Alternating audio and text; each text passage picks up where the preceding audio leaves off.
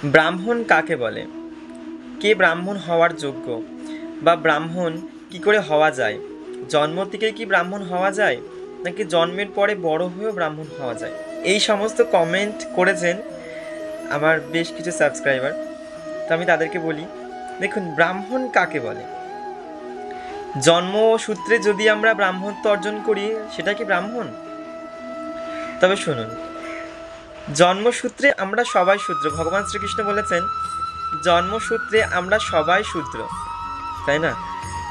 তবে কর্মের মাধ্যমে আমরা নিজেদের জীবন ধারণ করতে পারি এবং নিজেদের জাত নির্ধারণ করতে পারি। আপনি যদি ব্রাহ্মণের ঘরে জন্ম নিয়ে আপনি যদি নাস্তিক হন, ধর্ম বিরোধী হন এবং ধর্মের প্রতি তীব্র নিন্দা জানান, তবে কিন্তু আপনি কোনোদিনই ব্রাহ্মণ নন। অথচ যদি কোনো সন্তান বা যদি কোনো পুত্র বা যদি কোনো নারী শূদ্র ঘরে জন্ম নিয়ে ব্রহ্মজ্ঞান অর্জন করে, অর্থাৎ সে কিন্তু তবে ব্রাহ্মণ। আমি আরো খোলসা করে বলছি, জন্মসূত্রে সবাই আমরা শূদ্র, সবাই আমরা মুচি মেথর। তবে কর্ম অনুযায়ী আমাদের জাত নির্ধারণ হয়। যেমন আমি যদি এখন জন্ম নিই মুচির ঘরে, অথচ আমার কর্ম হয় আমি ভগবান সেবা করছি, আমি 10টা মানুষকে ধর্ম নিয়ে সচেতন করছি, আমি ব্রহ্ম জ্ঞান অর্জন করছি, ব্রহ্ম তত্ত্ব প্রদান করছি সাধারণ মানুষকে, তবে আমি ব্রাহ্মণ। তবে যদি আমি ব্রাহ্মণ ঘরে জন্ম নিয়েও আমি ধর্ম বিরোধী হই, ধর্ম বিচ্যুত হই, ধর্মের প্রতি তীব্র নিন্দা জানাই, তবে কিন্তু আমি ব্রাহ্মণ বলে কথিত হব না।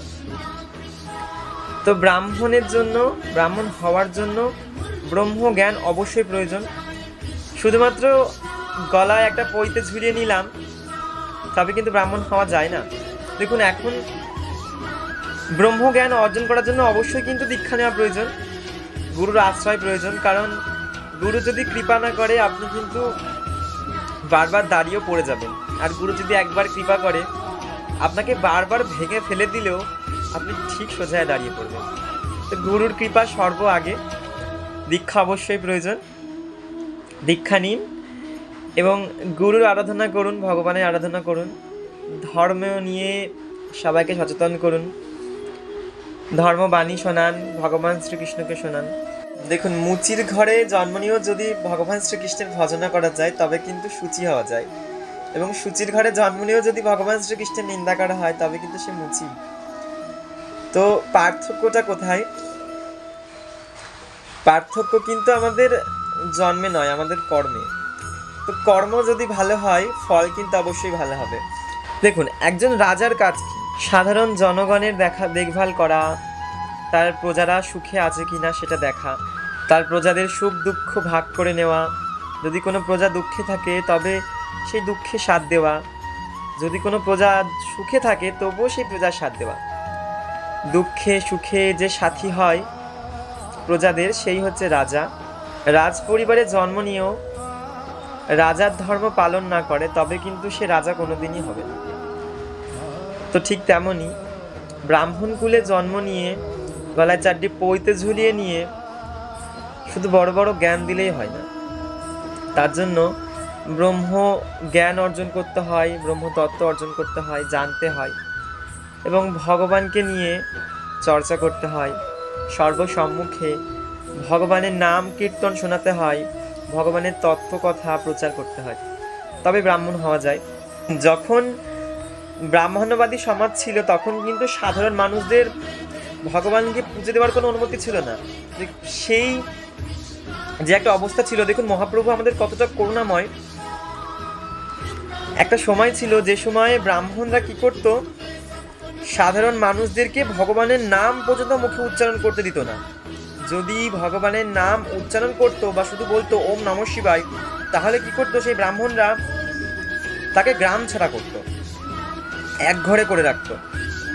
তাকে পুকুর থেকে জল তুলতে দিত না, নদী থেকে জল তুলতে দিত না, এবং মিথ্যে প্রচার করতো। কি বলতো যে অকাল মৃত্যু নেমে আসবে এই গ্রামে, সব মানুষ মারা যাবে।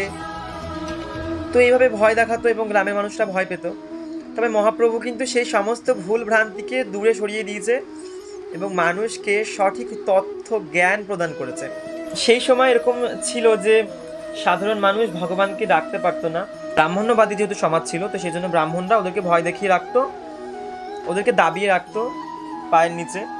তো এখন যেহেতু সেই সময়টা নেই, তখন দেখুন ভগবানকে ডাকার জন্য পর্যন্ত মানে পারমিশন নিতে হতো, অনুমতি নিতে হতো যে হে প্রভু, মানে ব্রাহ্মণদেরকে বলতে হতো, যেহেতু ব্রাহ্মণ্যবাদী সমাজ ছিল, ব্রাহ্মণরা ছিল সর্বোপরি, সবার উপরে। তো ব্রাহ্মণদের কাছ থেকে অনুমতি নিতে হতো, এবং অনুমতি তারা দিতও না, যদি খুব কাছের কেউ হয় তবে অনুমতি দিত যে হ্যাঁ তুমি ডাকতে পারো ভগবানকে। দেখুন ভগবানকে ডাকার জন্য অনুমতি নিতে হতো। তখনকার দিনে মানুষ ভগবানকে ডাকবে তার জন্য অনুমতি নিত, এবং মনে মনে ভয় পেত যে ভগবানের নাম করবে কিনা। এবং যখন ব্রাহ্মণরা যেত তখন তারা মাটিতে ষষ্ঠাঙ্গে প্রণাম করে থাকতো, ভয় পেত যে ব্রাহ্মণরাজ কি অভিশাপ দেবে, আবার কি নতুন বিধি বলবে। তো সেখান থেকে আমাদের মহাপ্রভু নদের নিমাই তিনি কিন্তু সমস্ত মিথ্যে যে একটা নিয়ম তৈরি করা ছিল, মন গড়া একটা নিয়ম তৈরি করা ছিল, সেই সমস্ত নিয়মকে ভঙ্গ করে দিয়েছে এবং মানুষের মধ্যে কৃষ্ণ নাম ছড়িয়ে দিয়েছে, মানুষের মধ্যে প্রেম নাম ছড়িয়ে দিয়েছে। এবং ভগবানকে সবাই, পশু পাখি গাছপালা, একটা ক্ষুদ্র প্রাণী থেকে শুরু করে বৃহৎ প্রাণী, গরিব থেকে শুরু করে বড় লোক, ব্রাহ্মণ থেকে শুরু করে রাজা, মুচি থেকে শুরু করে সূচি, সবাই কিন্তু ভগবানকে ডাকতে পারে। তিনি এতটাই করুণাময়। দেখুন ভগবান ভক্তদের মনোবাঞ্ছা পূর্ণের জন্য কলিযুগে অবতীর্ণ হয়েছিলেন, এবং অবতীর্ণ হয়ে যে সমস্ত নিয়ম ছিল, মন গড়া নিয়ম ব্রাহ্মণদের, সেই সমস্ত নিয়মকে ভঙ্গ করে দিয়েছে। ভঙ্গ করে দিয়ে আমাদের সবার সামনে আসল তত্ত্বটাকে তুলে ধরেছে। এবং আজকে দেখুন আমরা নিজের বাড়িতে মন্দির তৈরি করতে পারছি। তখনকার দিনে কি হতো, ব্রাহ্মণ্যবাদী সময় কি ছিল, মন্দির তো দূরে থাক, ভগবানকে ডাকার পর্যন্ত অধিকার ছিল না। এবং এখন কি হয়েছে, আমরা বাড়িতেই মন্দির করতে পারি, আমরা মহোৎসব করতে পারি, 7 দিন 8 দিন ব্যাপী আমরা হরিনাম সংকীর্তন দিতে পারি, বাড়িতে আমরা সর্বক্ষণ হরিনাম শ্রবণ করতে পারি, বলতে পারি, শুনতে পারি, মন্দিরে যেতে পারি। তখন তো মন্দিরে যাওয়া একটা দুষ্কর ব্যাপার ছিল, মানে যদি ভগবানকে ডাকাই একটা পাপ হয়ে দাঁড়ায়, তাহলে মন্দিরে যদি যায় তার কি অবস্থা হতে পারে। দেখুন একবার কি হয়েছিল, একটা মুচির সন্তান ওম নমঃ শিবায় ওম নমঃ শিবায় বলে খেলছিল একটা পাথর নিয়ে। তো সেই সময় এক ব্রাহ্মণ যাচ্ছিলেন, ব্রাহ্মণের সঙ্গে তার আরও অনুচররা ছিল, এবং সে যখন শুনতে পায়, সে বলে ঘোর অনাচার, এই গ্রামে মহামারী নেমে আসবে, সবাই অকাল মৃত্যু মরবে, খরা পড়বে, বৃষ্টি হবে না, চাষবাস হবে না, সবাই ভয় পেয়ে যায়। তো তখন সবাই বলতে থাকে যে একজন বাচ্চার জন্য আমরা সবাই কেন মরবো। দেখুন ভগবান তো সবার জন্য, আমাদের মধ্যেই তো ভগবান। তো সেক্ষেত্রে একটা বাচ্চা যদি ভগবানকে ডাকে তাতে কি কোনো পাপ? নিশ্চয়ই না। তো যখন সেই বাচ্চাটা ভগবানকে ডাকছিল, ওম নমঃ শিবায় ওম নমঃ শিবায় বলছিল, মহেশ্বরকে ডাকছিল, মহাদেবকে ডাকছিলেন, তো তখন তাকে হাত থেকে পাথরটা ফেলে দেওয়া হয়। বাচ্চাটা স্বাভাবিকভাবে কাঁদতে থাকে, তার খেলনার জিনিস ফেলে দিয়েছে। তো তখন তার বাবা মা ভয়ে দৌড়ে গিয়ে সে ব্রাহ্মণ রাজের চরণে লুটিয়ে পড়ে, বলে হে ব্রাহ্মণরাজ, আমাদের ভুল হয়ে গেছে, আমার সন্তান আর কোনোদিন এমন ভুল আর করবে না, সে অবুঝ বালক, বোঝে না। তো ব্রাহ্মণরাজ এতটাই অহংকারী, ব্রাহ্মণরাজ বলছে কিছুতেই না, হতেই পারে না, ঘোর অনাচার, ঘোর অমঙ্গল, সবাই বিপদে পড়বে, এই গ্রামে এখন থেকে খরা হবে, বৃষ্টি হবে না, সবাই না খেয়ে মরবে, মহামারী হয়ে মরবে। তো গ্রামের সবাই তখন মনে মনে ভাবতে থাকে এবং বলা বলি করে যে একজনের জন্য আমরা এতজন কেন মরবো। তো একটা খারাপ নিয়মের জন্য বা একটা মন গড়া নিয়মের জন্য কি হয়, ওই সাধারণ গরিব মানুষটিকে গ্রাম থেকে বিচ্যুত করা হয়, গ্রাম থেকে বের করে দেওয়া হয়। এবং তখনকার সময়ে দুবেলা দুমুঠো অন্ন জোগানো ছিল দুষ্কর। তারপরে তাদের যদি আলাদা করে দেওয়া হয়, তারা জল পাবে কোথায়, খাবার পাবে কোথায়, চাষ করে খাবে কোথায়, ব্যবসা বাণিজ্য করবে কোথায়। দেখুন হয়তো আমি নিয়ে চাষ করলাম, চাষ করে হয়তো আমি দুটো ধান পেলাম, ধানের সঙ্গে তো আমার সবজি প্রয়োজন, আমি সবজিটা পাবো কোথায়, তার জন্য আমাকে ধান বিক্রি করে সবজি কিনতে হবে। যদি আমাকে এক ঘরে করে দেওয়া হয়, তো আমি তো বাড়ির থেকে বেরোতে পারবো না, তাহলে আমি কার কাছে কি বিক্রি করবো আর আমার সংসার চালাবো কি করে। তো সেই ভয়ে আশেপাশের লোকজনরাও কিছু বলতো না, যে তাদের হয়ে যদি কোনো কথা বলি তাহলে তো আমাদেরকেও এক ঘরে করে দেবে। তাদেরকে এক ঘরে করে দেওয়া হয়, গ্রাম থেকে বের করে দেওয়া হয়। তো ব্রাহ্মণ্য যখন সময় ছিল, ব্রাহ্মণ্যবাদী যখন সমাজ ছিল, তখন ব্রাহ্মণরা নিজেদের রাজত্ব কায়েম রাখার জন্য, রাজত্ব বিস্তার করার জন্য সমাজকে এইভাবে চালন করতো, পরিচালন করতো এবং পরিচালনা করতো। তারাই সর্বেসর্বা ছিল, রাজারাও তাদের কথা শুনে চলতো, ওই যে অভিশাপ দেবে ব্রাহ্মণরাজ।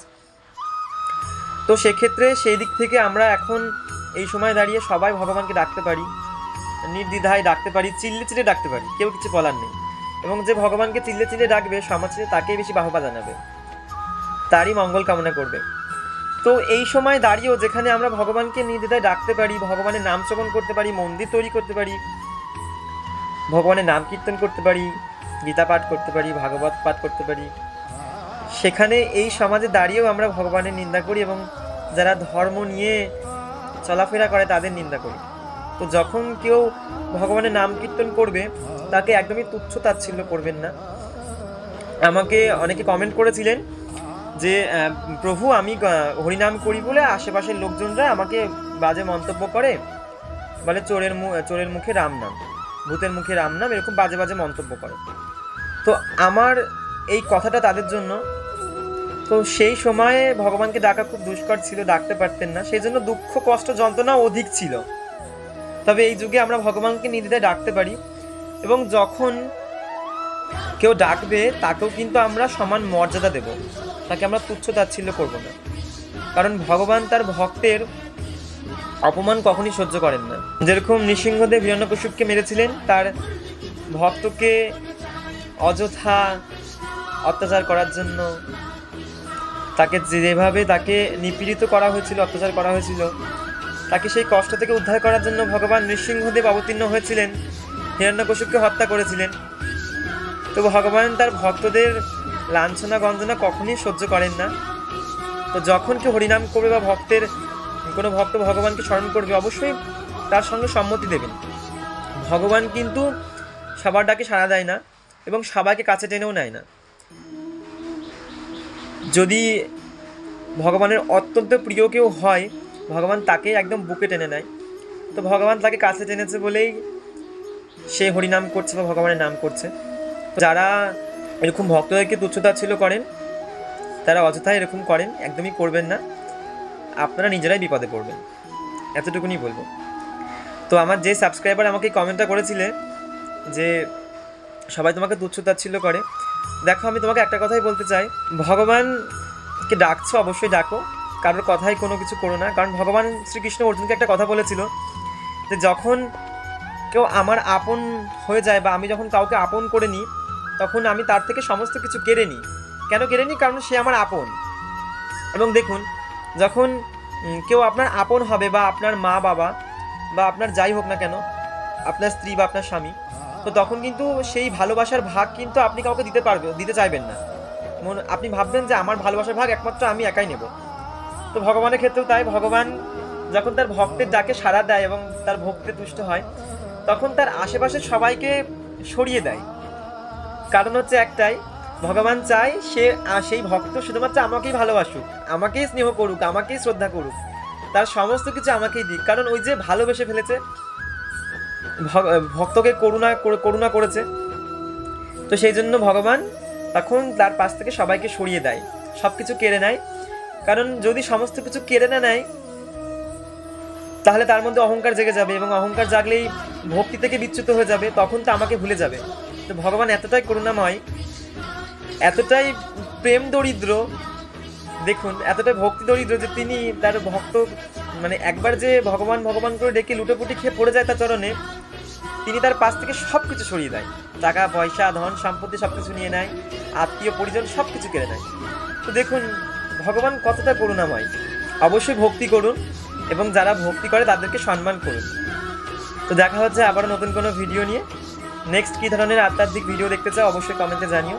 ততক্ষণের জন্য সবাই ভালো থেকো, সুস্থ থেকো। জয় নিতাই, জয় গৌর, জয় রাধেশ্যাম।